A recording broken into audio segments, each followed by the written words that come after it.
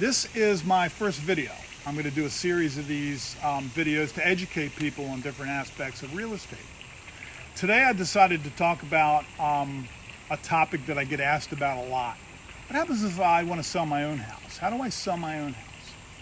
I get asked that question, quite often. So my answer to that is first of all tell you what not to do. What you don't want to do is just stick a sign in the yard and put it on Zillow. And even the MLS only, for that matter of a fact. I mean, the MLS is a great tool, but you can't rely just on the MLS. So what you really want to do when you sell a property is you want to know who your buyer is before you do anything. Who's my buyer? Sit down and think about that. What kind of income do they have to make to buy your house? How many kids do they have? What about dogs? You can determine all of that in advance.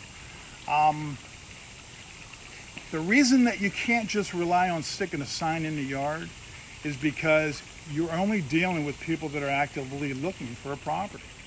And if you're in a higher price ranges, that's a big problem because you've got to create a market.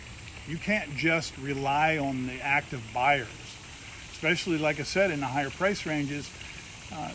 The amount of the audience that's looking for a property in your price range might only be this big, but yet the amount of houses that are out there are that big. And so you're going to miss the market. You'll be one of the lucky ones if you get your house sold. You can't sell a house based on luck. You have to know who your buyer is. And once you know the detail, what amenities do you have in your house? Do you have a wine cellar? Are you on the water? You can cross-reference boat owners that currently don't own on the water. You can pinpoint who your buyer is, and once you pinpoint them, you know that is your most opportune buyer. You can buy mailing lists. You're able to really pinpoint and target them. Anybody that you can identify, you can get in a list. And then once you do that, then you can put some creative marketing pieces together that entices them to come look at your house. Let's say they're not thinking about buying a house for a year or two. But if you put the right information out there and your house has the right appeal, again, to their most opportune buyer, you will create your own market. Somebody will say, you know what? Let's not wait 2 years. What a great house. We can afford this now. Let's move. Let's move now. And so that's how you create a market. And doing anything less than that is doing yourself a disservice. If you want to sell a house for top dollar, you have to do it quickly.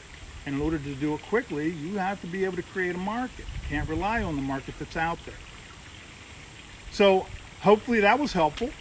I'm looking forward to doing the second and third and educating. And if you have any ideas on topics, by all means, messenger me.